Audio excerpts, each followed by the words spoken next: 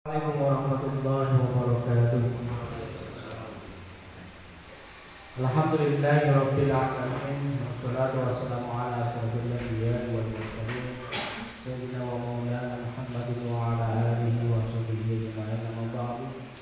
Syukur alhamdulillah pada kesempatan malam hari ini kita dipertemukan oleh Allah Subhanahu wa taala dengan nikmat sehat, nikmat iman dan juga nikmat Islam.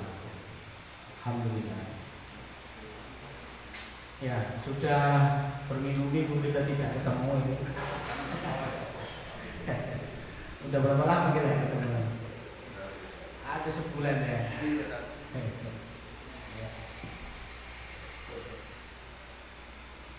Minggu kemarin juga saya mohon maaf nggak bisa hadir.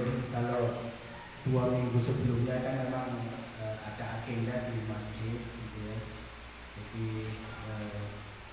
kita tidak bisa menyelenggarakan itu karena juga ada dakwah yang lain di masjid. Ya, jadi kemarin itu hampir 1 minggu lah gitu ya. Ini ada acara keluar kota itu beruntun gitu. Ke Blora, ke Malang, maupun ke habis itu ke Semarang. Nah, di Malang itu saya kaget gitu. Kagetnya itu begini. Jadi ketika saya ngisi di Malang itu ada profil saya itu. Ada profil sebelum saya tampil itu kan dimunculkan profil saya itu. Nah, video yang dipakai itu video di Rosa kita ini. Jadi beberapa kali di Rosa untuk videonya itu diambil di sebagai profil gitu ya. Jadi ya begini kondisinya. Nah itu artinya apa? Artinya di Rosa kita itu kan berarti juga dilihat oleh orang lain. Jadi kalau dicari di Google jauh juga gampang. Salah satu yang apa ya buat saya itu menarik gitu. Karena video di Rosa kita dijadikan profil saya ketika misi.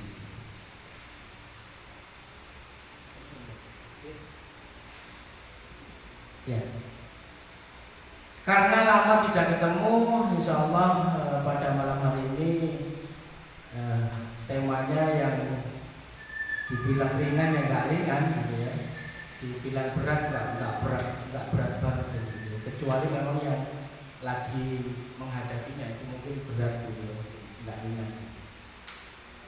Nah, satu hal yang patut kita syukuri adalah sekarang sudah turun hujan, alhamdulillah jadi seger gitu.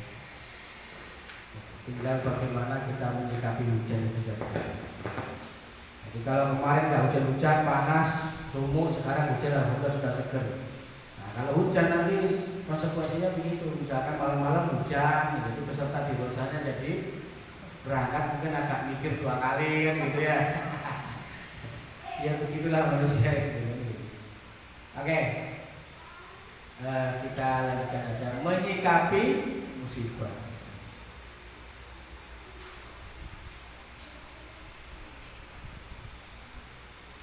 Ya, alhamdulillah ada orang yang hijrah ke jalan Islam. Nah, ini sesuai dengan fotonya. Tapi beliau ini sudah meninggal, ya, Ustaz Khoir Harimukti. Jadi saya itu berkomunikasi sering lah waktu di Jakarta, sering berkomunikasi dengan beliau, gitu ya. Jadi kalau beliau ceramah kemudian saya ada di situ, terus beliau insya Allah pasti nyinggung saya lah, nyinggung saya kan gitu ya. Ya karena saya ada satu periode waktu tertentu yang memang intens berkomunikasi dengan beliau. Sempat saya dampingi dari sisi bisnisnya beliau gitu. Beliau ini artis lagi top-topnya, lagi terkenalnya, lagi banyak duitnya. Kemudian dikontak oleh teman-teman, didawai, akhirnya kemudian hijrah. lagi top-topnya. Kalau mungkin anak-anak zaman sekarang dengan profilnya beliau mungkin kurang familiar ya. Tapi kalau seumuran saya insya Allah, atau mungkin lebih tua dari saya ya, insya Allah familiar. Ada beberapa lagu ya.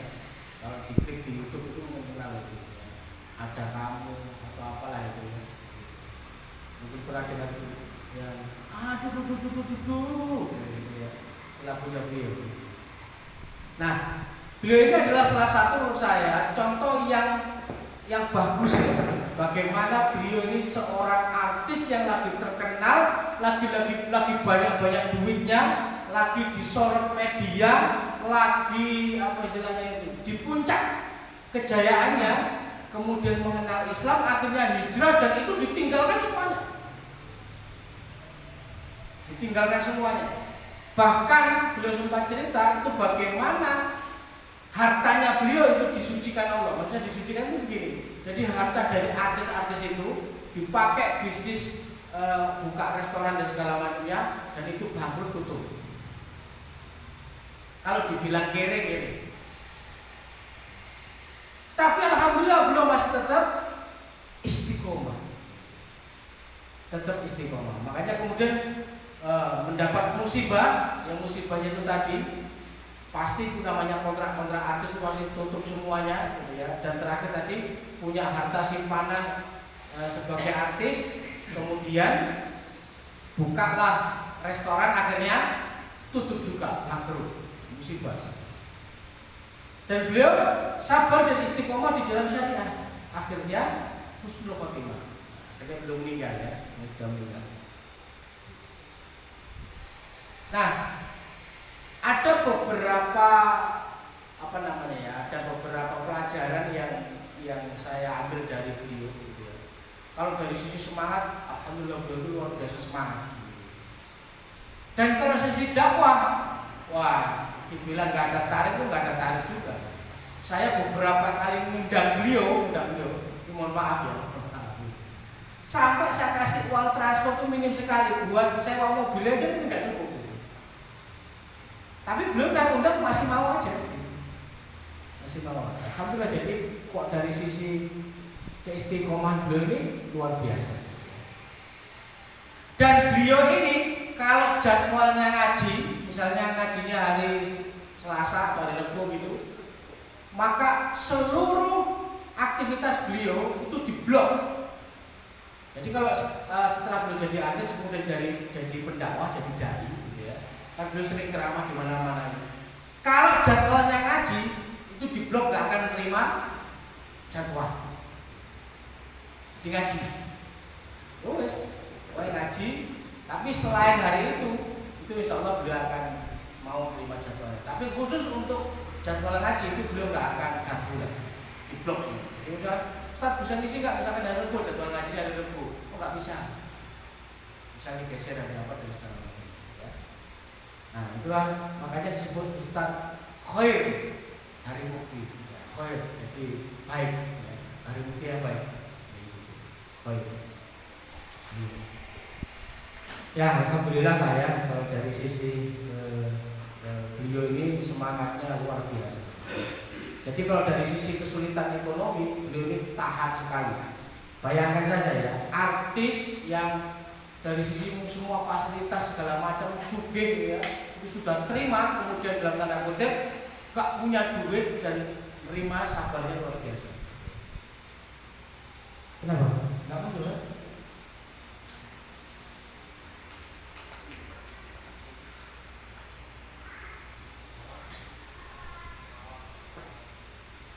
Nah itulah contoh bagaimana ada orang yang hijrah ke jalan Islam, kemudian mendapatkan musibah, beliau bersabar dan istiqomah di jalan syariah sampai akhirnya husnul khotimah. Di sisi lain ada juga orang yang hijrah ke jalan Islam, kemudian mendapatkan musibah, tapi dia merasa tidak kuat dan akhirnya kembali ke jalan maksiat. Ada yang kayak gitu? Ada. Ya ada juga. Orang yang mungkin lagi heboh-hebohnya gitu ya. Kemudian mengenal dakwah Islam, akhirnya hijrah, tapi nggak kuat, akhirnya balik lagi.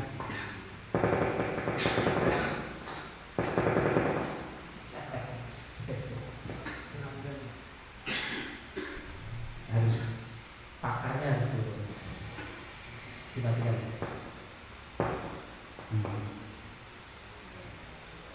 Nah, bagaimana hal itu bisa terjadi? Karena tadi mungkin ada orang yang nggak kuat dengan musibah yang diberikan oleh Allah, dengan ujian yang diberikan oleh Allah. Jangankan orang-orang seperti mereka yang dari sisi terkenalnya, dari sisi posisinya, dari sisi artisnya, gitu ya. Mereka tuh orang-orang yang hebat dan luar biasa. Kita saja orang-orang yang biasa-biasa saja. Ujian itu juga akan datang setiap saat atau setiap waktu, betul nggak? Jadi ada orang yang sudah istiqomah ngaji, alhamdulillah, kan begitu. Tapi diuji secara ekonomi, gak kuat, akhirnya apa? Mundur. Sudah gak aktif lagi ngajinya. Ada yang diuji bukan dari sisi materi atau ekonomi, tapi mungkin diuji dengan hal-hal yang lain. Seperti apa? Ya mungkin karena kesibukan. Karena kesibukan. Jadi tadinya itu aktif, tapi kemudian sibuk, ya. Ya namanya manusia ya, sibuknya macam-macam. Apakah sibuk kerja, sibuk berorganisasi, sibuk ngurusin keluarga dan segala macamnya. Karena sibuknya itu kemudian dia sampai tidak seistiqomah dulu ketika dia awal-awal ngaji misalnya. Atau mungkin diuji dengan sesuatu yang mungkin kehormatan atau mungkin keamanan. Kehormatan itu apa? Misalnya ada udah istiqomah. Begitu dia ngaji istiqomah, keluarganya mungkin dalam tanda kutip ada semacam kesalahan yang dilakukan sehingga umat itu marah kepada dia. Mosok ngaji kok ngono. Nah, gitu ya. Mosok ngaji bojone ngono, mosok ngaji anake ngono. Kalau kita sebagai laki-laki, mosok ngaji wong tuane koyo ngono. Nah, ini kan diuji kehormatannya oleh Allah Subhanahu wa taala. Akhirnya karena ujian itu dia merasa apa? Dia merasa enggak pede, dia merasa iya kok ngene gitu. Akhirnya apa? Dakwahnya juga surut. Jadi ujian itu banyak sekali yang datang ke kita, variasinya banyak, metodenya juga banyak, sehingga apa? Sehingga itu yang membuat kita akhirnya memutuskan untuk terus berlanjut di jalan Allah, ataukah kita justru surut meninggalkan jalan Allah. Ujiannya macam-macam.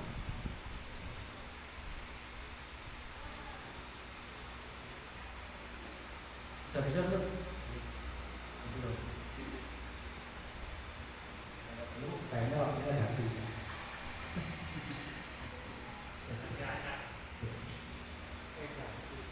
Nah, pertanyaannya, kenapa orang-orang itu bisa berbeda menyikapi dan pilihan hidupnya itu bisa seperti itu?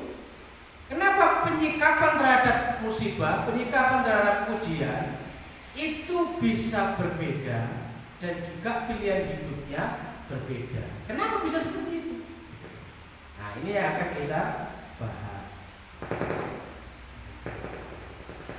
Nah, jawabannya adalah karena persepsi yang keliru dalam memandang musibah. Jadi karena pemahaman terhadap musibah mungkin yang berbeda-beda, maka menyikapinya juga berbeda. Contohnya itu begini, contohnya. Kalau kita pakai kacamata hitam, terus keluar dari rumah, itu langit terasa gelap atau terasa cerah? Terasa apa? Gelap atau cerah? Gelap ya.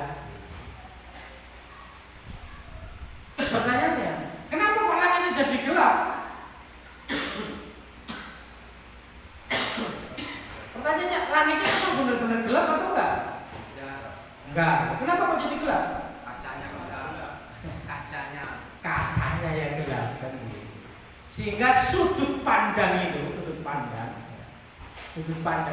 itu memang hal yang sangat penting ya. Hal yang sangat penting karena sudut pandang yang berbeda, sikapnya akan berbeda. Contoh. Ya, ini musim hujan. Ada di Rosa. Kemudian turun hujan. Sehingga dua kondisi ini kemudian menjadi sebuah pilihan. Ada orang yang memandang cara berpikirnya itu begini. Ada di Rosa, tapi turun hujan. Kira-kira datang apa enggak? Enggak, kalau cara pandangnya begini. Ada di Rosa, tapi turun hujan. Kira-kira datang apa enggak? Tidak. Kenapa? Pembebanan kata setelah tapi itu lebih besar daripada pernyataan sebelumnya. Pernyataan yang kedua. Ada di Rosa meskipun turun hujan. Kira-kira datang apa enggak? Datang. Kenapa hanya perbedaan kata tapi sikap orang itu berbeda?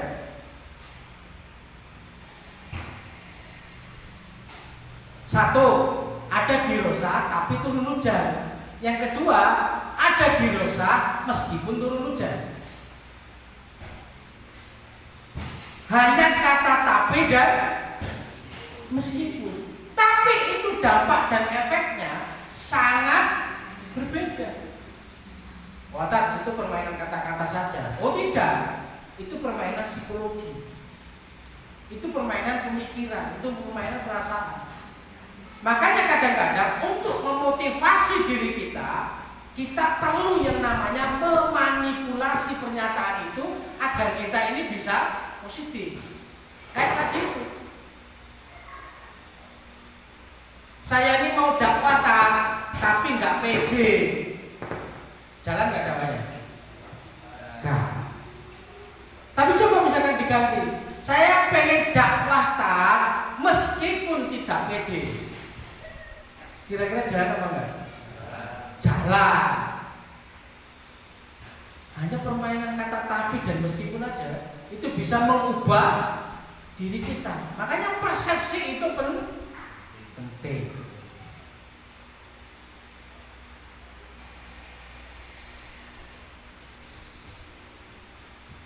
Contohnya lagi kalau di dunia pengusaha.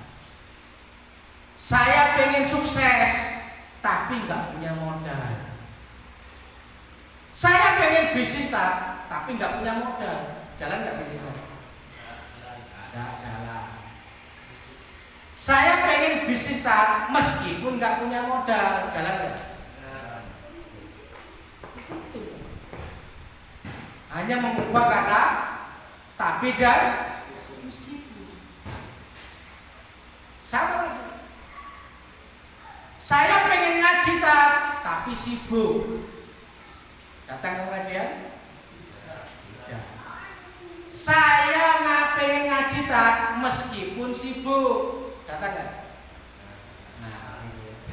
Jadi ini cuma permainan kata-kata, tapi justru bisa memotivasi diri kita. Kita ini jangan terjebak di persepsi yang keliru. Ya. Apalagi dalam persepsi dalam memandang musibah. Nah, apa itu musibah? Muhammad bin Muhammad Murtadha Al-Jabidi ya, di dalam kitabnya menyampaikan, musibah adalah segala sesuatu yang menimpa manusia berupa keburukan atau sesuatu yang dibenci. Jadi musibah itu sesuatu yang menimpa manusia berupa keburukan atau sesuatu yang dibenci. Keburukan atau yang dibenci, bukan sesuatu yang tidak diinginkan. Sering saya bertanya, apa itu masalah? Katanya kita. Kan kita ini sering menghadapi masalah, betul ya? Betul, kita sering menghadapi masalah. Nah, sekarang saya tanya, masalah itu apa saudara? Sesuatu yang tidak disukai. Sesuatu yang tidak disukai, sesuatu yang tidak diinginkan atau apa? Ada yang mendefinisikan bahwa masalah itu adalah sesuatu yang tidak diinginkan dan itu terjadi pada diri dia. Itu disebut masalah. Ada yang begitu? Kemudian saya uji, benar nggak pernyataan sampean bahwa yang dimaksud dengan masalah adalah sesuatu yang tidak diinginkan dan itu terjadi sama kita. Kemudian saya tanya, contohnya begini, Mas Wanto, pengen punya duit berapa? Saya tanya, pengen duit berapa? Hah? Ya akeh itu berapa? Ya akeh itu berapa kan ada. Justru gini loh ya. Kadang-kadang kita menginginkan sesuatu yang nggak jelas sehingga kita untuk mencapainya itu nggak tergambar. Nah, itu salah satu problem kita itu begitu. Aku pengen sukses tak? Sukses itu apa? Semua mau nggak sukses. Dan kalau itu nggak jelas itu gimana cara meraihnya loh. Tahu ya? Kan saya tanya. Kalau saya tanya, Mas Wanto pengen duit berapa? Hah? Cukup diwakili, saya tanya kok diwakili. Berapa? Sebut aja angkanya. 1 miliar. 1 miliar. Oke. Kalau belum menginginkan 1 miliar dan definisi masalah itu adalah sesuatu yang tidak kita inginkan terjadi pada diri kita. Masalah. Jadi kalau pengen 1 miliar terus dapatnya duit 100.000, masalah nggak? Masalah. Kalau dapatnya 2 miliar, masalah nggak?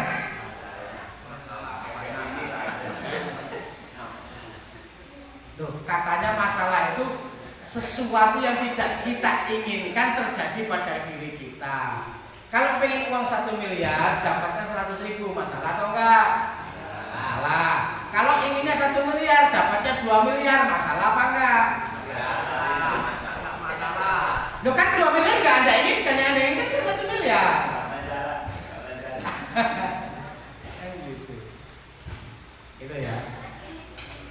Jadi sebenarnya begini, masalah itu dalam pemikiran saya. Jadi yang dikatakan masalah itu adalah cara pandang kita terhadap masalah itu sendiri. Maksudnya apa, Ustaz? Jadi yang dimaksud dengan masalah itu adalah cara pandang kita terhadap masalah itu sendiri. Masalah itu definisinya apa malah ditanya masalah itu. Jadi begini, sesuatu kita anggap itu masalah atau tidak itu bergantung kepada cara pandang kita terhadap kejadian itu. Kalau misalkan pengennya 1M dapatnya 100.000, kalau kita memandangnya itu bukan masalah, ya itu bukan masalah, sehingga nggak masalah. Kalau misalkan kita pengennya 1M dapatnya 2M dan itu bagi kita nggak masalah, ya bukan masalah. Loh, maksudnya apa kan? Maksudnya itu begini. Contohnya sekarang, misal ya, ada seseorang, terus belum punya pekerjaan, masalah nggak buat dia? Salah. Kalau dia menganggap itu bukan masalah, ya bukan masalah. Kalau memang orang itu menganggap itu bukan masalah, ya nggak masalah. Jadi masalah itu kan bagaimana cara pandang kita gitu. Loh, masuk miskin itu nggak masalah kan? Ya nggak masalah. Bisa jadi orang itu pengen zuhud juga kan?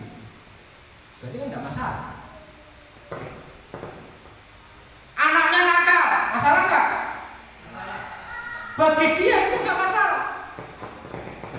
Loh, kenapa nggak masalah? Dia berpikirnya begini, betul anak saya nakal dan itulah ladang dakwah saya untuk membenahi anak saya. Masalah atau enggak? Jadi ini kan soal cara pandang kita memandang sebuah masalah kan gitu. Betul nggak Pak Mukhlis? Contoh misalkan, sudah lama menikah, belum punya anak, masalah nggak? Masalah.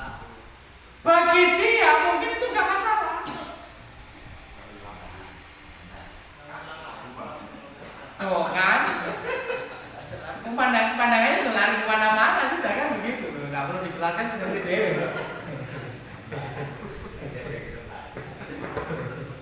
Wow, berarti ada kesempatan Ustaz. Memangnya yang sudah punya anak nggak punya kesempatan. Jadi sebenarnya itu tadi ya. Kalau kita menganggap sesuatu itu masalah, ya masalah buat kita. Tapi kalau kita memandang sesuatu itu bukan masalah, ya nggak masalah buat kita.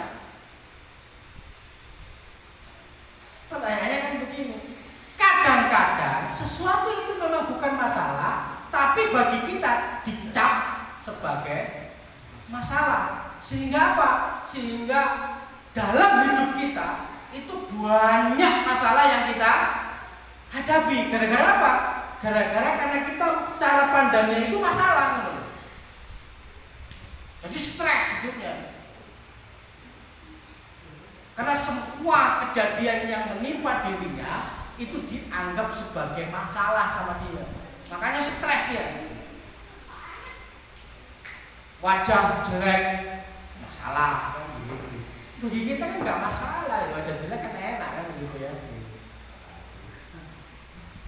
Nah iya, kalau wajah yang jadi masalah itu kan kayaknya gini nih. Oh, anak wajah ganteng Ustaz. Wajah ganteng istrinya jelek nanti masalah loh. Betul nggak? Gitu. Tapi nek wajah jelek istrinya cantik masalah nggak? Bagi dia enggak, bagi istrinya mungkin masalah.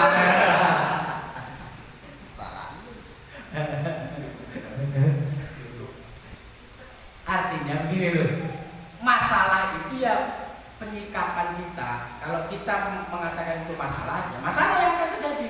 Kalau itu bukan masalah, ya nggak masalah. Kan kita ini kadang-kadang kan begini, hidup ini sudah banyak masalah, jadi jangan menambah masalah kan begitu. Makanya biar hidup kita itu nyaman, janganlah dianggap masalah, gitu loh. Menyikapinya, santai aja, gitu. Ya. Ini sebenarnya ilmu gampang tapi susah banget, gitu. Seperti ilmu ikhlas itu kan teorinya mah gampang aja, tapi menjalaninya itu susah banget. Ya artinya begini, bukan berarti saya menyampaikan begini ini, saya bisa menjalankannya dengan mudah, bukan juga. Jadi kita ini belajar bareng-bareng gitu loh ya. Jadi saat ini kalau misalkan jenengan lagi sakit, jangan dianggap sebagai masalah. Kenapa Ustaz? Karena itu penghapus dosa, kan begitu. Kalau sekarang kita ini mungkin lagi kesulitan ekonomi, jangan dianggap sebagai masalah. Kenapa? Karena itu ujian dari Allah. Sehingga kalau kita bersabar, pahalanya besar. Nah, cuma itu jangan mandang masalah itu. Makanya kan anak muda zaman sekarang itu masalah buat lo. Pernah dengar nggak? Masalah buat lo kan gitu ya. Jadi kalau itu masalah, tergantung lingkungan kita gitu ya. Oke, ya. Saya lanjutkan. Ya. Suatu saat tali terompa Umar bin Al-Khattab radhiyallahu anhu terputus dan jatuh. Maka ia pun mengucapkan kalimat istirja, Inna lillahi. Lalu betul segala sesuatu yang tidak baik bagimu maka ia adalah musibah. Jadi apa itu musibah? Musibah adalah segala sesuatu yang menimpa manusia berupa keburukan atau sesuatu yang dibenci. Nah, musibah adalah qada Allah SWT. Musibah itu adalah ketetapan dari Allah SWT. Sebagaimana Quran surat At-Taghabun. A'udzubillahi minasyaitonirrajim. Bismillahirrahmanirrahim. Ma asaba min musibatin illa biidznillah. Tidak ada suatu musibah pun yang menimpa seorang kecuali dengan izinnya Allah. Jadi ketetapan yang dari Allah.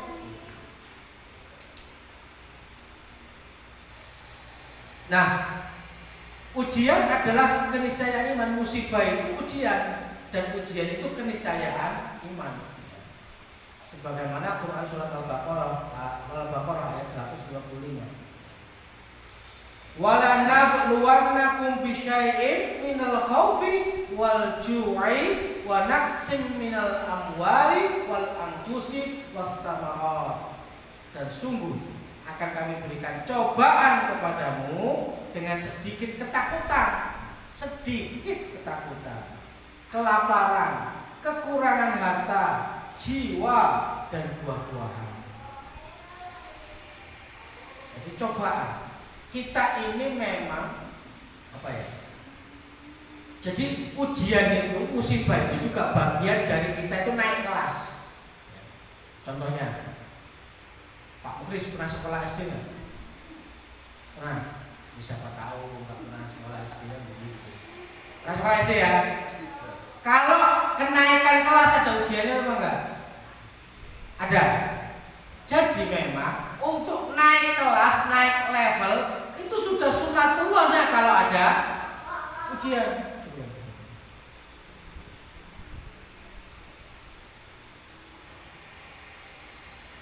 Jadi memang sudah sunatullahnya, segala sesuatu kalau ingin naik itu pasti diuji. Jadi pada saat jenengan itu diuji, berpikirnya ke sana, wah mau naik kelas itu. Hure kan gitu.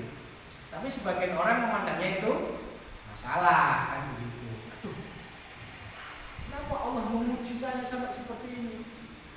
Diuji itu banyak, diuji dakwahnya gitu. Kayak Cakan itu mau dakwah diuji kan begitu, diuji. Artinya apa? Naik kelas, mulai berhasil bisa jadi.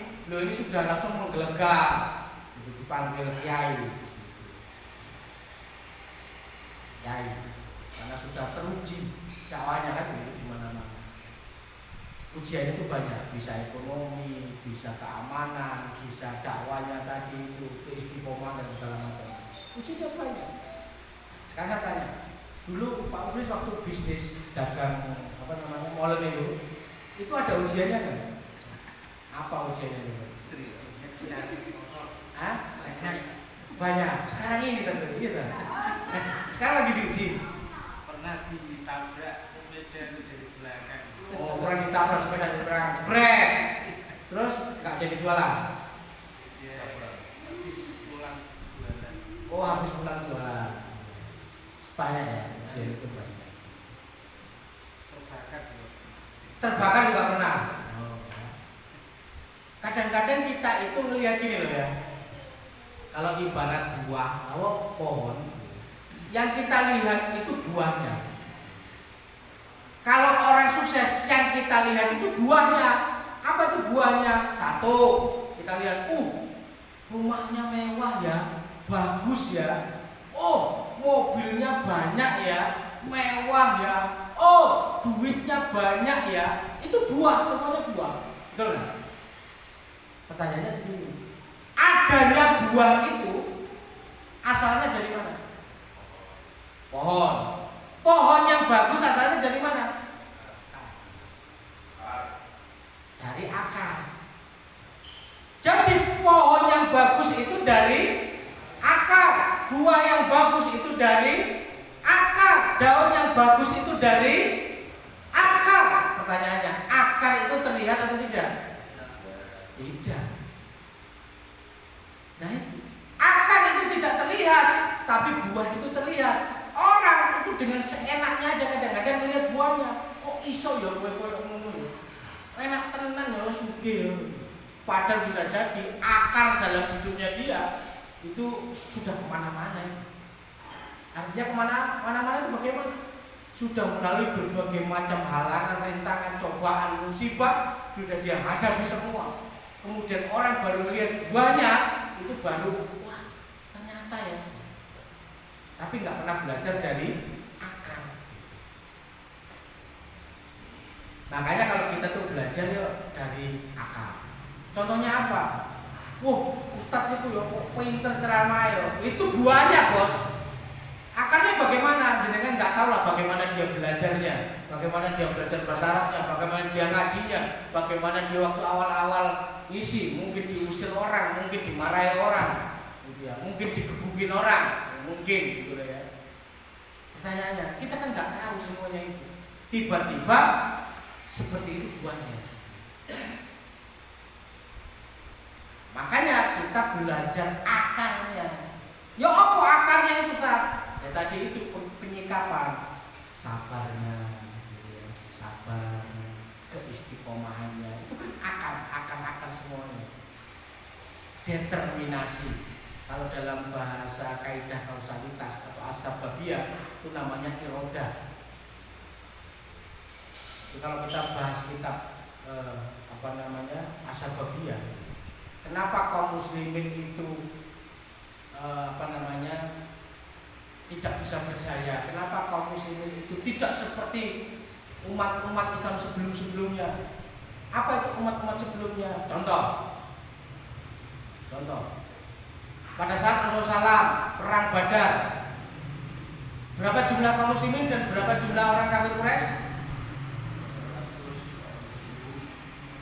300 melawan 1000.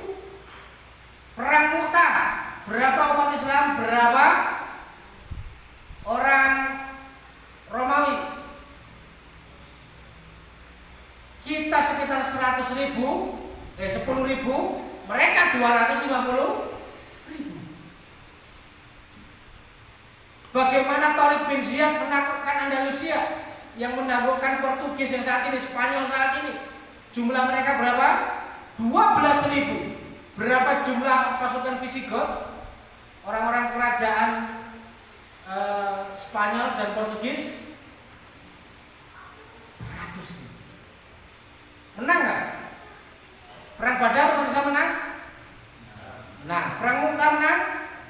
Nah, perang Andalusia menang? Nah, bahkan Rasulullah SAW itu mengatakan apa? Negara yang namanya Persia Romawi itu akan ditaklukkan umat Islam, padahal pada saat itu Islam itu masih kecil, sekecil cuma di daerah Jazirah Arab saja. Tapi mengatakan itu. Bagaimana Muhammad Al-Fatih menaklukkan kota Konstantinopel? Luar biasa. Kenapa? Ada yang namanya iroda. Iroda apa itu? Keinginan yang menghujam, keinginan yang sangat kuat. Untuk apa? Untuk mewujudkan impiannya. Jadi kalau kita itu kan prinsipnya gini, Ustaz, manusia itu wajib berusaha, hasilnya Allah yang menentukan. Ini pernyataan yang bagus, tetapi melenakan. Kenapa kok melenakan? Manusia wajib berusaha, hasilnya terserah Allah. Hasilnya Allah yang menentukan. Pernyataan bagus atau tidak? Pernyataannya benar atau salah? Benar. Tapi penyikapannya salah. Apa itu? Itu dimaknai sebagai tartib. Tartib itu apa? Urutan. Jadi secara psikologi itu ditangkap sebagai urutan. Maksudnya urutan itu apa? Manusia wajib berusaha. Jadi kita tuh berusaha, kemudian setelah kita merasa cukup, kemudian hasilnya kita serahkan kepada Allah. Wes gak berusaha meneh. Itu yang salah. Kenapa kok salah? Jadi itu namanya sikap fatalis. Apa itu sikap fatalis? Sikap pasrah bongkoan. Jadi kalau kita berusaha, kemudian kita rasa itu cukup, berhenti, kemudian urusannya diserahkan kepada Allah, itu salah. Kenapa kok salah? Karena tadi itu dimaknai sebagai tartib. Manusia wajib berusaha, hasilnya Allah yang menentukan. Jadi kita ini seolah-olah itu dituntut untuk berusaha sekian waktu, kemudian merasa cukup, hasilnya diserahkan kepada Allah. Akhirnya apa? Dia nggak berusaha lagi karena sudah merasa cukup gitu. Paham ya? Contohnya bisa begini. Kita nggak punya pekerjaan, sudah berusaha kemana-mana nyari pekerjaan dan dia merasa cukup, akhirnya berhenti. Aku harus dolek pekerjaan ini nanti. Wes berusaha, wes maksimal, hasilnya tak serahkan kepada Allah. Akhirnya dia berhenti untuk enggak nyari kerjaan lagi. Itu yang salah. Kenapa salah? Karena pernyataan yang benar itu begini.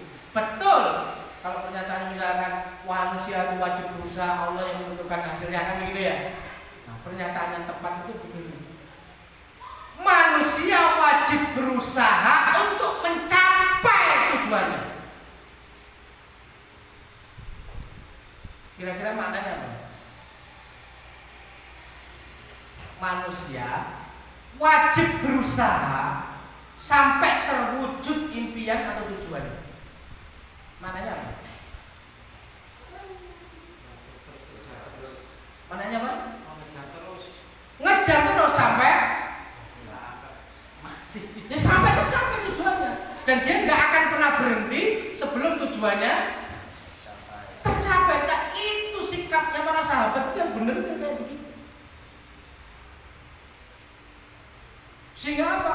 Ketika Rasulullah itu mengabarkan terkait dengan ditaklukkannya Romawi, itu namanya para khalifah itu berlomba-lomba untuk menaklukkan Romawi, berusaha terus sampai kemudian meninggal, diteruskan oleh khalifah berikutnya sampai meninggal lagi, dilanjutkan lagi terus sampai akhirnya estafet itu jatuhlah ke dalam Muhammad Al-Fatih. Di dalam proses penaklukan itu Muhammad Al-Fatih juga pasukannya itu sudah putus asa. Bagaimana nggak putus asa? Pasukan yang dikirim lewat kapal itu Konstantinopel atau Turki Istanbul saat ini gitu ya. Itu pasukan lautnya terkuat di dunia. Habis semua pasukan kapalnya kalah. Masuk ke lewat darat itu ada tembok yang sangat tebal, tingginya 18 meter, tebalnya 9 meter, double 2. Gak bisa ditembus oleh senjata apapun. Sudah berusaha Muhammad Al-Fatih itu dengan basil cannon itu yang 1 meriam aja itu beratnya sekitar 600 kilo. Hajar, enggak jebol juga. Sampai apa? Sampai pasukannya Muhammad Al-Fatih itu ngomong kepada Muhammad Al-Fatih, wahai Sultan, wahai Muhammad Al-Fatih, udah kita balik aja. Kenapa kita balik aja? Udah kita nggak sanggup menaklukkannya. Apa kata Muhammad Al-Fatih? Rasulullah SAW mengatakan kepada kita, barang siapa yang menaklukkan kota Konstantinopel, kalau dia seorang pemimpin adalah pemimpin sebaik-baik pemimpin, kalau dia pasukan adalah sebaik-baik pasukan. Dan saya ingin menyongsong apa yang disampaikan oleh Rasulullah SAW. Akhirnya berusaha terus sampai akhirnya muncul, diberikan jalan oleh Allah, di mana malam-malam hanya dalam waktu 1 malam kapal itu 70 kapal itu digotong pakai pakai pohon-pohon yang ditebang-tebang, dikasih oli kemudian didorong itu lewat gunung hanya dalam 1 malam, sehingga pasukan Muhammad Al-Fatih itu bisa melompati selat yang di sana itu ada rantai besar di kapal itu nggak bisa masuk lagi itu karena bisa lewat gunung itu diangkat ya. Akhirnya bisa melewati selat itu, masuk pasukan kota Konstantinopel, akhirnya bisa ditaklukkan. Itulah semangat, jiwa, motivasi umat-umat Islam terdahulu. Kalau umat Islam sekarang itu udah berusaha merasa cukup, berhenti.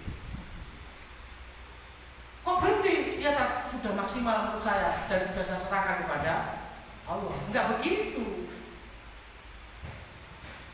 Antum bisa buka itu di kitab Asbabiyah penjelasannya. Kitabnya cuma kecil tipis itu saja, tapi luar biasa dahsyat dalam Islam. Jadi umat Islam itu wajib berusaha untuk mencapai tujuannya, gitu loh. Aku pengen jadi pendakwah yang hebat, Ustaz, ceramah di mana-mana. Anda wajib berusaha sampai tujuan Anda itu terwujud. Tak boleh berhenti. Aku pengen beli tanah kan, terus saya wakafkan kepada umat Islam. Wajib berusaha sampai itu terwujud. Itu sikap kaum muslimin itu begitu. Enggak pasrah. Kalau sekarang itu banyak yang pasrah. Pasrah itu tadi itu. Menurut dia sudah maksimal, kemudian dia berhenti. Sebagaimana hadis tentang unta yang ditambatkan, ikilha wa tawakal. Jadi ada seorang sahabat itu ngomong gitu. Ngomong itu begini. Dia berhenti dari kudanya, turun dari kudanya, kemudian ngomong, ya, aku biarkan kudaku dan aku bertawakal kepada Allah. Apa kata Rasulullah? Ikatlah kudamu dan bertawakallah kepada Allah. Maksudnya apa? Kamu tuh berusaha maksimal. Dan ketika Anda berusaha maksimal itu, tawakallah kepada Allah. Jadi itu bukan dipahami sebagai tertib urutan. Wis tak ikat, ya wis tak lepasne. Atau misalkan aku sudah berusaha, ya wis aku pasrah, enggak begitu. Jadi dia harus berusaha terus sampai terwujud. Di dalam usahanya itu dia terus bertawakal kepada Allah. Itu konsepnya. Dengan begitu, maka umat Islam itu akan punya kekuatan. Apa kekuatannya? Visinya seperti baja yang sangat kuat. Semangatnya itu membaca. Motivasinya itu nggak gampang putus asa, nggak gampang berhenti, nggak gampang gagal. Karena tadi sekuat baja. Nah, pemahaman yang keliru. Nah, kembali lagi. Ujian adalah keniscayaan iman. Syekh Abdurrahman As-Sa'idi rahimahullah dalam tafsir menyatakan, Allah SWT memberitahukan bahwa Dia pasti akan menguji para hambanya. Nah, Allah itu pasti menguji kita dengan bencana-bencana agar menjadi jelas siapa di antara hamba itu yang sejati dan berdusta, yang sabar dan yang berkeluh kesah. Ini adalah ketetapan Allah Ta'ala atas para hambanya. Diuji. Karena dengan ujian itu akan terlihat mana permata, mana lumpur, dan begitu. Terlihat mana emas, mana pasir. Terlihat. Jelas siapa hamba yang sejati dan berdusta, siapa yang sabar dan siapa yang berkeluh kesah. Nah, fatalnya itu gini, orang di Indonesia itu suka berkeluh kesah. Berkeluh kesah itu tahu berkeluh kesah ya? Sambat. Nah, sambat, sering sambat. Boleh nggak sambat? Ya, sambat itu boleh-boleh saja asalkan tidak mengingkari nikmat Allah. Orang Jawa, orang Indonesia itu suka sambat, tapi apa problemnya?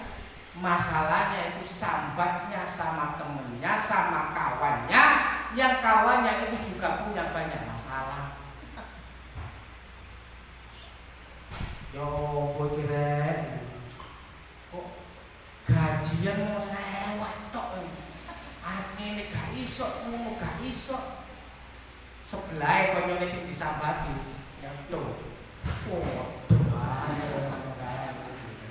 Aku iki yo ngono, wis tak jang-jang arep ngene yo lewat tok rasa ngene yo ngono. Engko sambatan karo liyane. Padha ae ngono. Pertanyaannya, dapat solusi enggak? Enggak. Jadi kita punya masalah, sambatan ke orang yang juga banyak masalah. Solusi dapat? Enggak, justru tambah banyak masalahnya.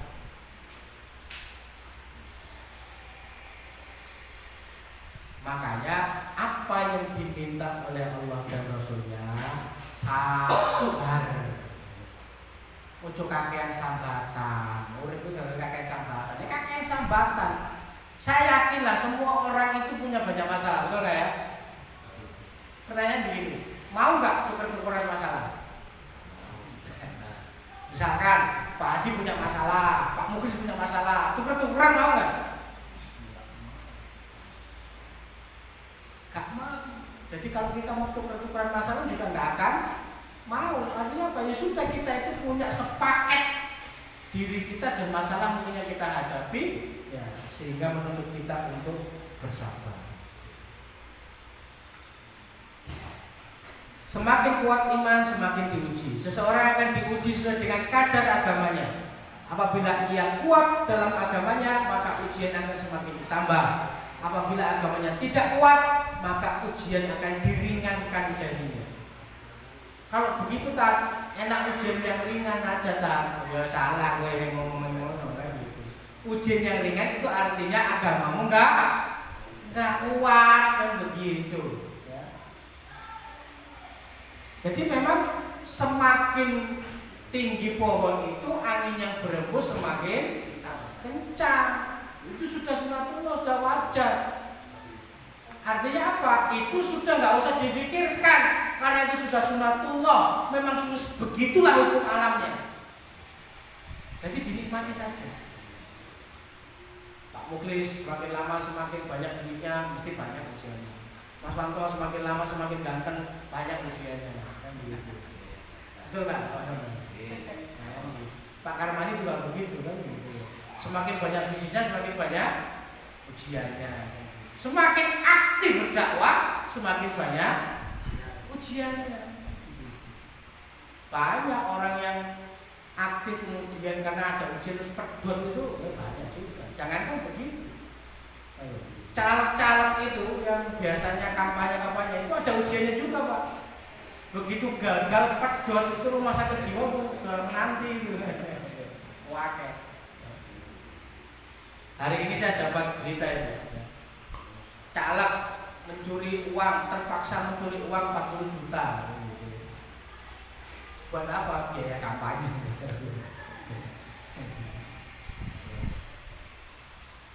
Jadi semakin kuat agamanya seseorang, maka ujiannya juga akan semakin berat.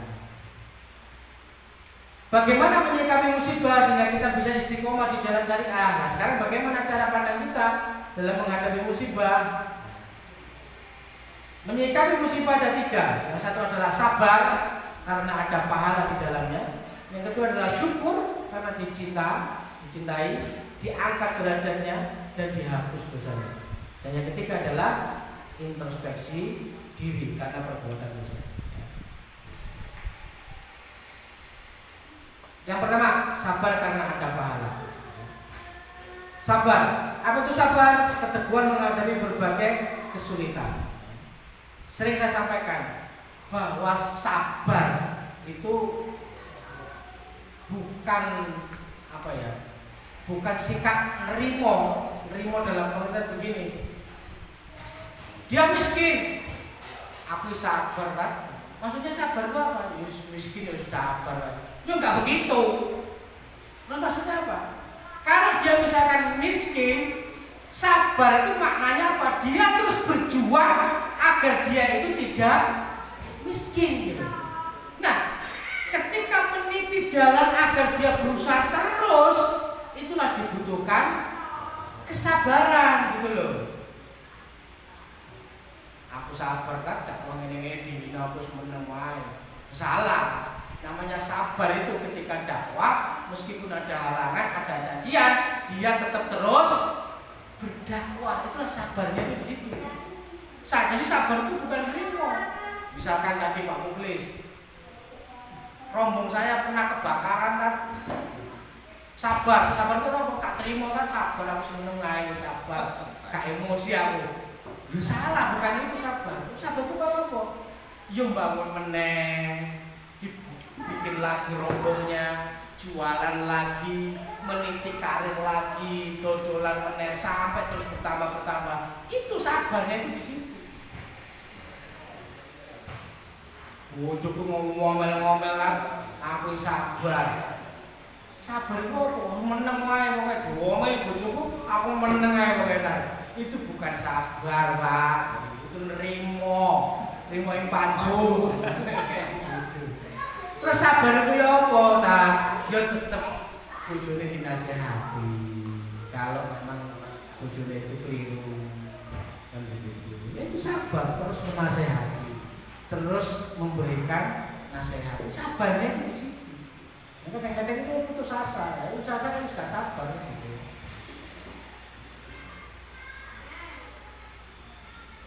Sabar perintah Allah yang harus diupayakan. Sebagaimana Quran surat Al-Imran ayat 200. A'udzu billahi minasyaitonir rajim. Bismillahirrahmanirrahim. Ya ayyuhalladzina amanu sabiru wassabiru. Hai orang-orang yang beriman, bersabarlah kamu dan kuatkanlah kesabaran. Jadi sabar ya. Sabar ya. Sabar ikuti tirosa. Sabar itu maksudnya apa? Sabar ikuti tirosa. Meskipun usahanya gak enak tetap menengah diikuti tirosa gitu ya. Di rumahnya sabar ngisi nyindir di sini kan gitu. Ini sebenarnya nyindir aku dan nyindir saya pribadi gitu. Nah, apa kabar gembira untuk orang-orang yang sabar? Sesungguhnya hanya orang-orang yang bersabarlah yang dicukupkan pahala mereka tanpa batas. Luar biasa. Jadi kalau kita ini sabar, maka Allah akan memberikan kita pahala tanpa batas. Apa yang keluar itu? Kotak-kotak itu kayak kerajaan. Makan ya?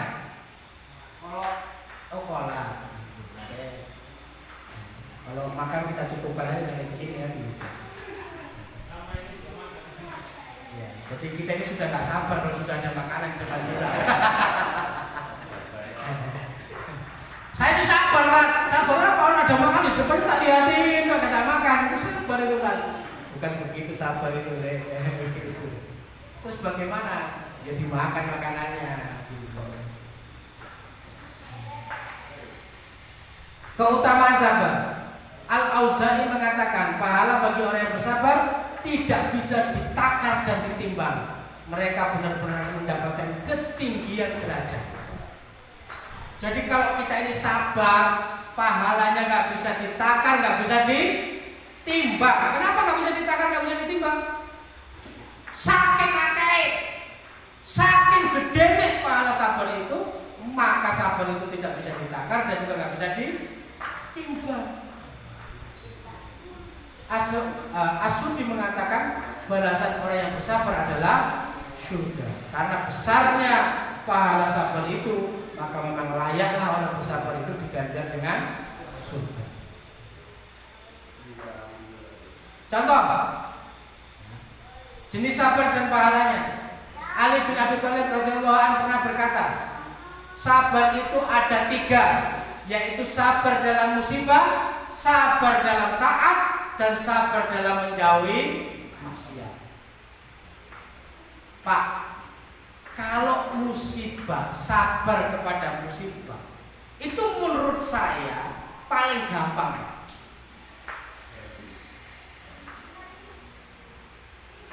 Kenapa paling gampang? Kayaknya perlu ditunggu sampai selesai. Terus gak fokus bener. Panitiane gopo ae soalnya mumpung hangat ya. Jadi begini, kenapa sabar menghadapi musibah itu gampang? Karena rata-rata orang ketika ditimpa musibah itu memang sudah menyadarinya dan itu gampang dia untuk bersabar karena tahu bahwa itu ujian. Masalahnya itu begini, ibaratnya begini ya, ada seseorang yang sakit, karena dia sadar itu sakit, maka mengobatinya itu gampang, betul nggak? Tapi ada satu penyakit yang susah disembuhkan, apa itu? Seseorang yang kena sakit, tapi dia tidak merasa kalau itu sakit, itu susah menyembuhkannya. Nah, apa maksudnya di sini? Contohnya nih, sabar ketika dikasih nikmat Allah. Iso nggak teman? Contohnya begini, Allah ngasih rezeki jenengan itu bertubi-tubi, bertambah terus dikasih. Kasih rezeki, kasih kenikmatan, tambah terus. Padahal itu ujian atau bukan? Ujian. Tapi orang yang nggak merasa itu ujian, nggak tahu kalau itu ujian, maka dia bisa menggunakan nikmat itu untuk melakukan kemaksiatan. Sehingga semakin banyak nikmatnya, semakin dia itu jauh dari Allah gitu.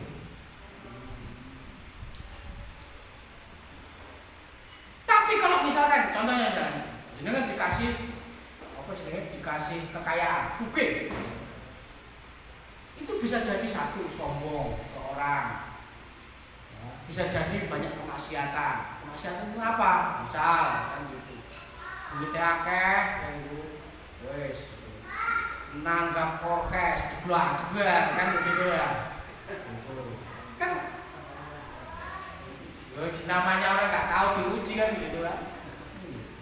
Tapi kalau jenengan misalkan dikasih miskin itu kan langsung paham, ini ujian dari Allah, harus bersabar, banyak berdoa, banyak sholat, kan begitu ya. Tapi nek mau dikasih rezekinya nambah, duitnya bertambah, bisnisnya sukses, ngaji tambah kurang, sholatnya tambah enggak rajin, ngaji Quran juga enggak, ngaji biasa juga enggak. Kenapa? Duitnya tambah sibuk.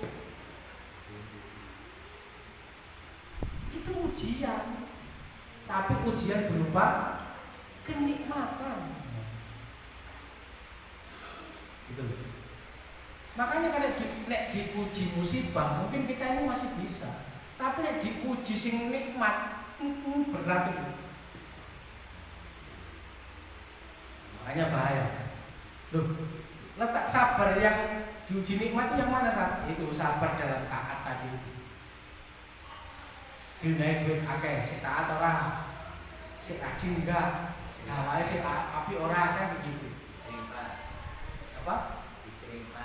Wah, kayak gitu. Nikmat. Karena syukur nikmat maka ditambah oleh Allah nikmatnya, kan begitu. Kasih ujian. Kemudian yang terakhir adalah sabar dalam menjauhi maksiat. Ini berat juga. Ada 3 ya, sabar dalam musibah itu ada 3, yaitu sabar dalam musibah, sabar dalam taat, dan sabar dalam menjauhi maksiat. Barang siapa bersabar dalam musibah sehingga dikembalikannya dalam keadaan baik karena sampai yang menimpa dirinya, ia ridho atas bala yang diberikannya, maka Allah akan menulis baginya 300 derajat, yang tiap-tiap derajat jaraknya antara langit dengan bumi. 300 derajat, yang 1 derajat itu jaraknya antara langit dan bumi. Luar biasa. 300 derajat untuk orang yang sabar dalam musibah. Dan barang siapa bersabar dalam melaksanakan taat, maka Allah akan menuliskannya 600 derajat, 2 kali lipat. Tiap 2 derajat jaraknya antara langit dunia dengan Sidratul Muntaha. Oh, lebih tinggi lagi.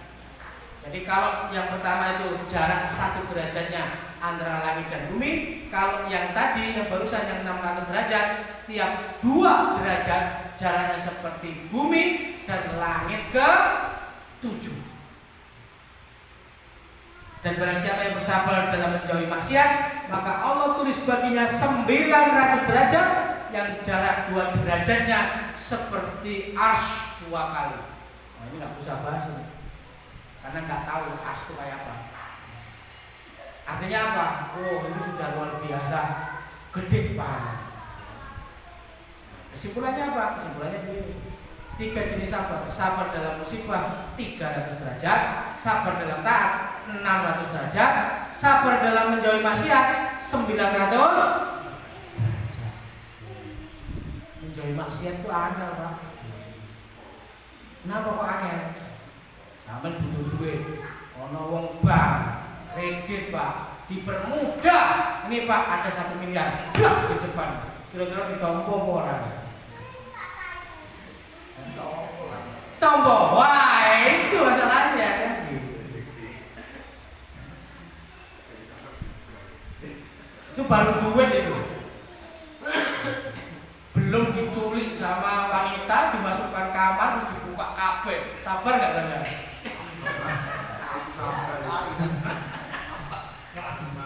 Nek situ nek 5.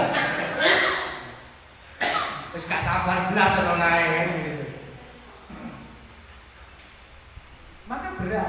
sabar dalam menjauhi maksiat itu benar. Yang kedua syukur, karena dicintai, diangkat derajatnya dan dihapus dosanya. Ya. Jika manusia mencintai manusia, dia akan memenuhi apapun yang diinginkan oleh orang yang dicintainya. Dia akan melakukan apapun untuk memenuhi permintaan orang yang dicintainya. Dia akan memberikan yang terbaik dalam memenuhi permintaan orang yang dicintainya. Apalagi orang yang dicintainya itu hamil. Apapun yang diminta dikasih. Betul ya? Bujone, orang yang dicintai, apa yang diminta istrinya dikasih nggak? Kasih. Apalagi istrinya lagi hamil, ngidam bi, masuk jam 12 wengi, jam 2 minta apa? Budal kan gitu. Betul nggak ini? Betul. Kalau Pak Hadi itu ayo. Itu kalau manusia mencintai manusia. Bagaimana dengan bentuk cinta Allah kepada hambanya?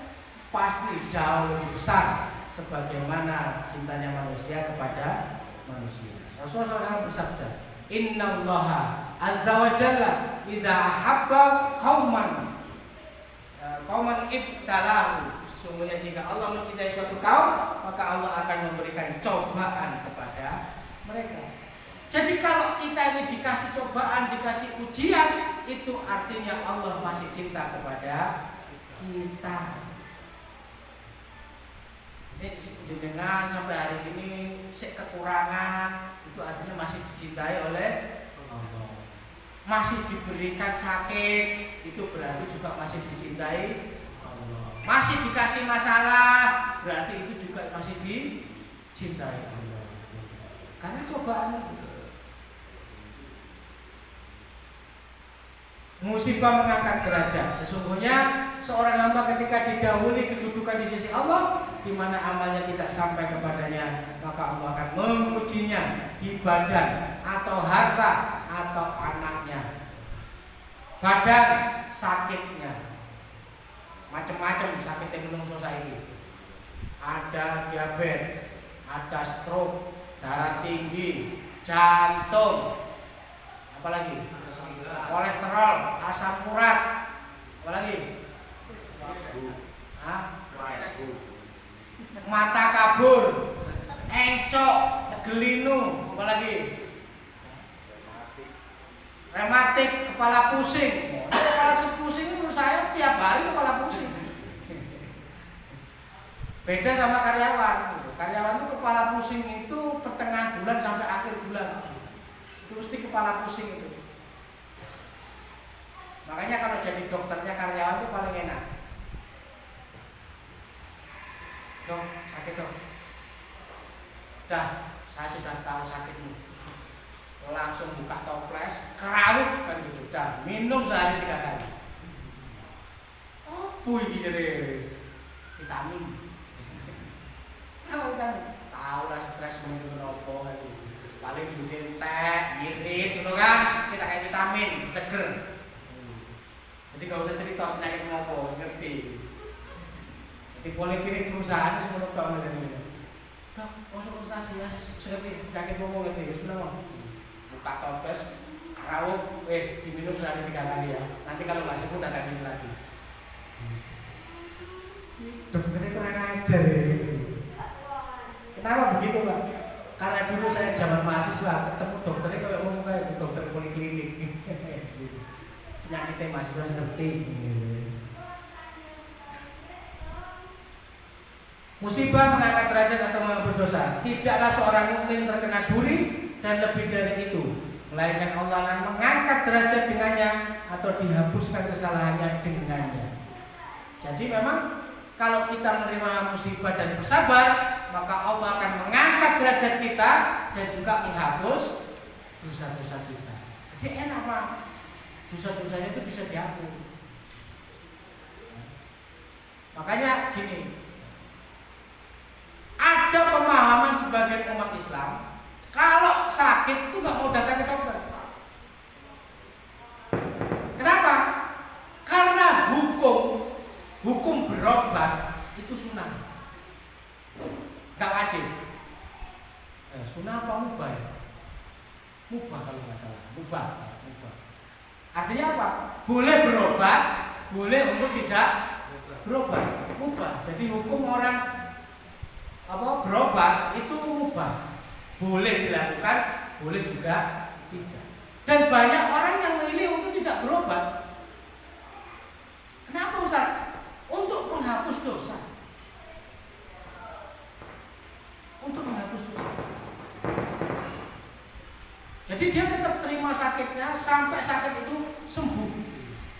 Nah, selama dia menerima sakitnya sampai sembuh itu, maka oleh Allah dihapus dosa-dosanya. Syaratnya harus sabar. Nah, masalahnya kalau orang nggak sabar, tambah dosanya. Mending sekalian segera berobat cepat sembuh. Kalau bukan karena musibah-musibah yang kita alami di dunia, niscaya kita akan datang pada hari kiamat dalam keadaan bangkrut. Ibnu Qayyim al-Jauziyah. Jadi kalau kita di dunia itu tidak menerima musibah-musibah, itu bisa jadi kita datang ke akhirat nanti itu dalam kondisi bangkrut. Kenapa bangkrut? Entek dosanya. Tapi karena jadi pahalanya mungkin ada, tapi dosanya itu banyak. Akhirnya bangkrut.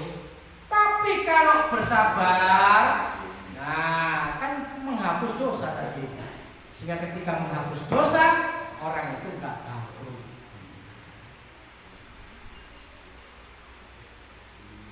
Bersyukur dengan ujian. Sesungguhnya Allah SWT berfirman, jika aku telah menguji salah seorang hamba yang mukmin, lantas dia memujiku atas ujian tersebut, maka kelak dia akan bangkit dari kuburnya terbebas dari dosa seperti hari dia dilahirkan. Enak Pak? Jadi kalau lagi diuji harus bersyukur dan menyebut nama Allah. Makanya kalau ada musibah itu inna lillahi wa inna ilaihi raji'un. Yang pertama kali diseru untuk masuk surga pada hari kiamat yaitu orang-orang yang selalu memuji Allah dikala senang maupun susah. Introspeksi diri karena perbuatan dosa, musibah karena dosa, dan apa saja musibah yang menimpa kamu maka adalah disebabkan oleh perbuatan tanganmu atau dosamu sendiri. Jadi Allah itu kadang-kadang memberikan kita musibah itu karena sikap kita, karena sesuatu yang kita lakukan sendiri juga. Maka apa? Agar kita bisa keluar dari musibah itu kita perlu introspeksi diri. Jadi orang Jawa itu delok citoke. Apa delok citoke? Jadi ngelihat introspeksi diri, lihat dirinya. Adakah yang salah pada diri kita? Adakah yang salah dengan cara-cara kita? Sehingga apa? Sehingga Allah memberikan musibah kepada kita.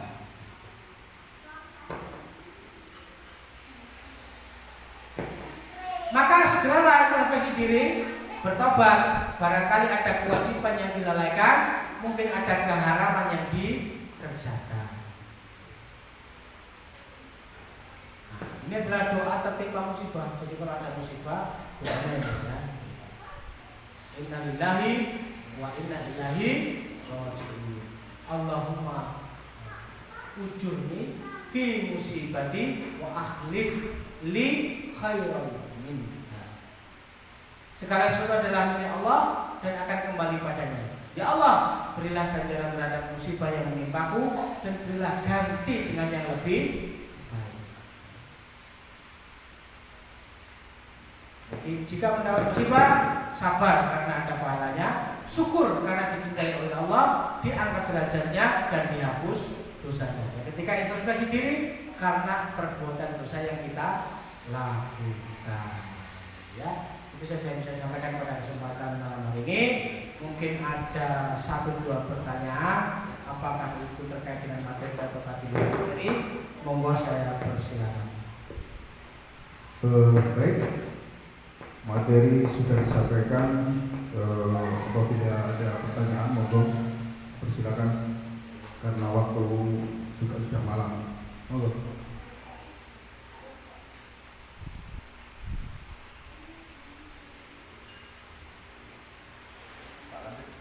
Halo. Assalamualaikum warahmatullahi wabarakatuh. Waalaikumsalam. Yang saya tanyakan Ustaz, selama ini yang kita pahami bahwa yang namanya musibah itu selalu yang tidak kita enak. Nah, tetapi yang disampaikan Ustaz tadi, ternyata nikmat itu musibah yang lebih besar daripada musibah yang kita enakan. Kenapa Pak cara pandang kita seperti itu? Terima kasih. Assalamualaikum warahmatullahi wabarakatuh. Waalaikumsalam.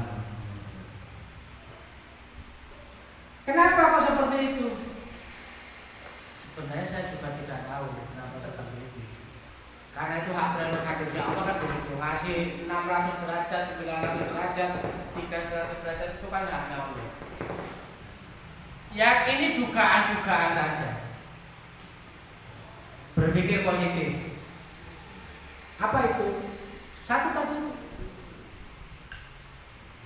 Kalau musibah itu terkait dengan sesuatu yang tidak kita sadari, itu kan memang ujian yang berat, musibah yang berat, karena kita tidak merasa itu diuji. Kayak tadi itu, kita dikasih nikmat yang terus bertambah sampai lalai kepada Allah, itu juga ujian. Tapi ujian yang enak. Pertanyaannya begini, nek dikasih ujian sing enak, kira-kira kita ini iso introspeksi diri apa ora? Bagaimana cara introspeksi kalau ujian itu nikmat?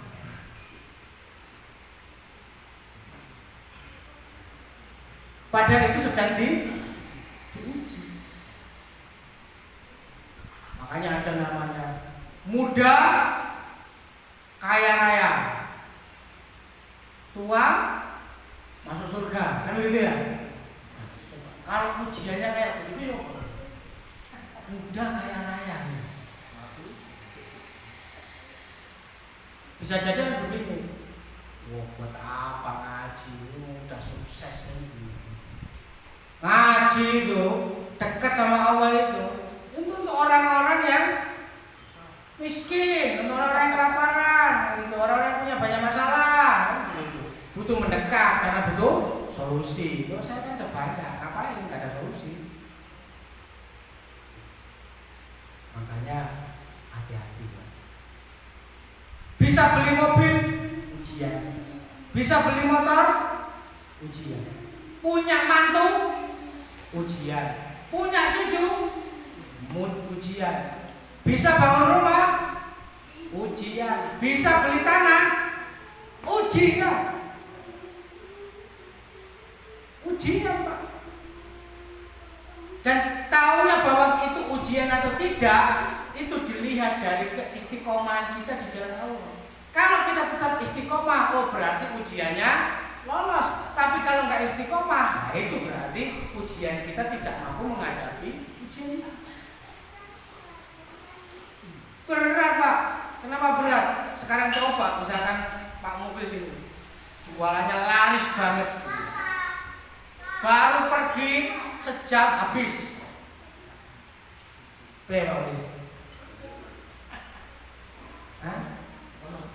Mungkin besok berpikir tambah ini, tambah sak jam seperempat habis.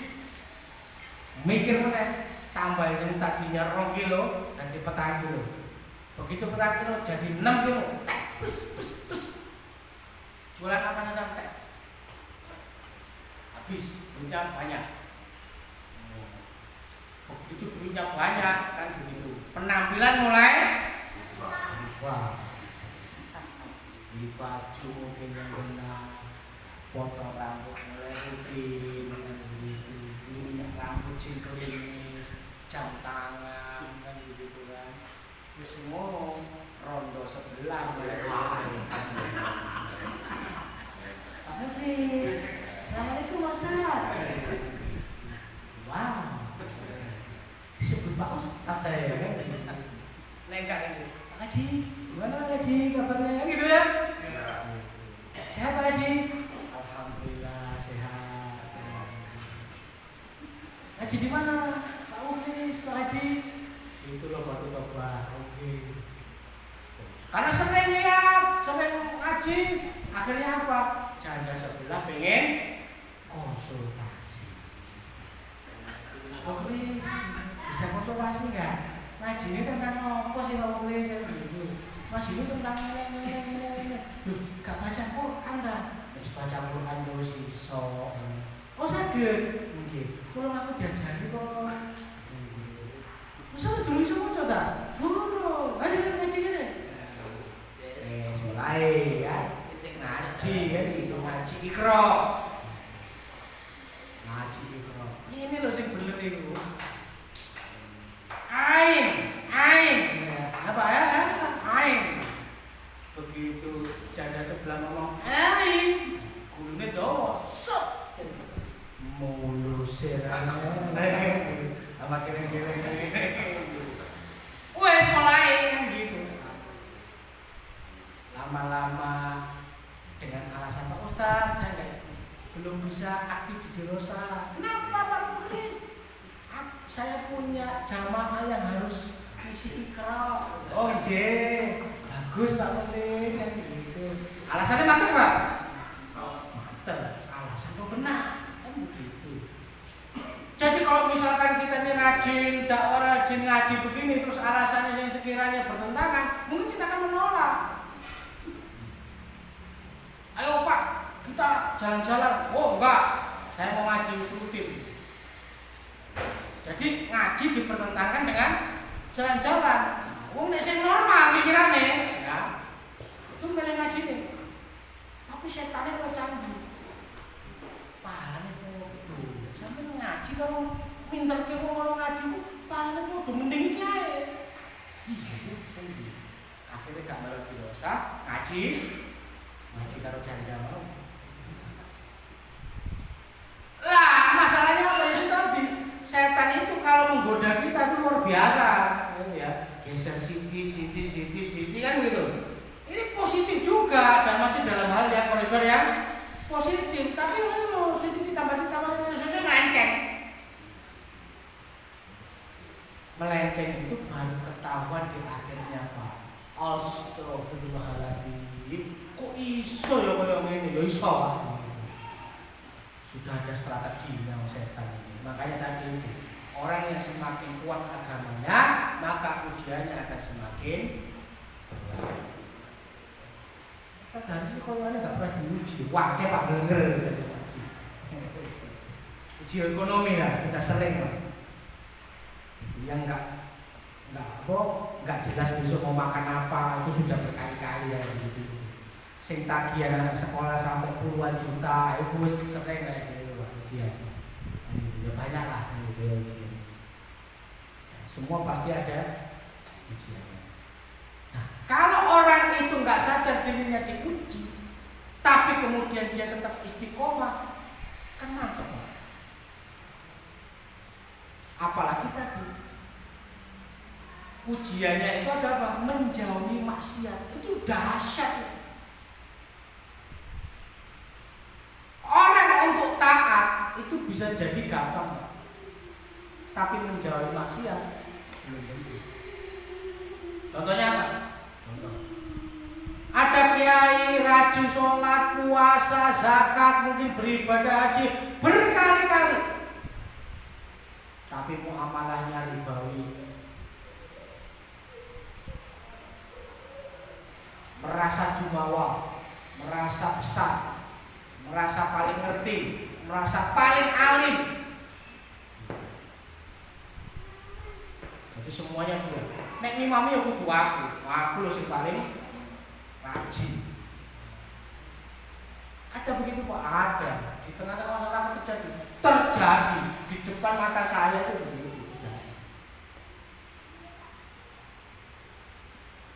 Mungkin merasa bacaannya paling bagus, merasa paling rajin sholat, akhirnya apa?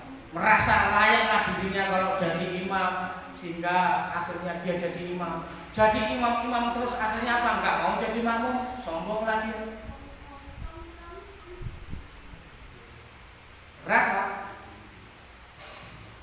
Makanya hal-hal yang seperti itu tadi itu pahalanya itu lebih besar. Salah satu contohnya adalah 7 golongan yang akan masuk surga.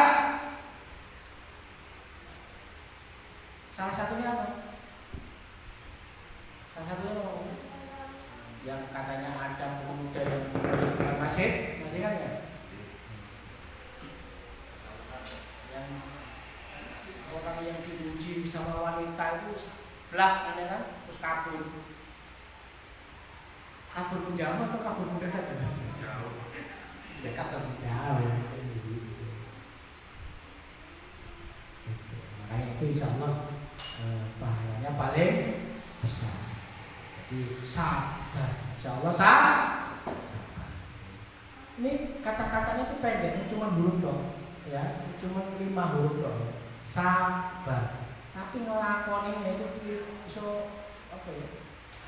Itu bisa sampai semua otot, tenaga, pikiran, harta itu bisa keluar semuanya gara-gara sabar. Ngelakoni sabar itu angel, tapi tetap kudu dilakoni.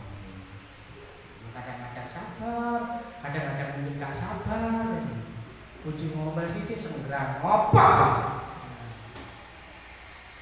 Anaknya bapak esok kayak rezeki, anaknya sekolah harus nagih surat cinta. Sebenarnya Pak perempuan ini puan sekali untuk rezeki, tagih. Insya Allah dengan kita bersabar, pahalanya akan semakin besar. Itu jawaban saya. Monggo saya. Baik, mungkin ada lagi pertanyaan. Kalau tidak, tutup aja. Soalnya udah malam, banyak yang masuk malam. Oh iya, siap. Materi sudah disampaikan oleh Ustaz Aris begitu hebatnya, dan semoga kita yang ada di sini termasuk orang-orang yang sabar dan mendapatkan pahala yang tak terbatas. Amin amin ya rabbal alamin. Sebelum kita akhiri, mari kita baca istighfar 3 kali dan doa penutup majelis. Astagfirullahaladzim. Subhanallah. Asyhadu an la ilaha illallah wa astaghfirullah. Kami dari kru mohon maaf yang sebesar-besarnya apabila ada kata atau tempat yang kurang enak. Kami mohon maaf yang sebesar-besarnya. Dan saya akhiri, wabillahi taufiq wal hidayah. Assalamualaikum warahmatullahi wabarakatuh.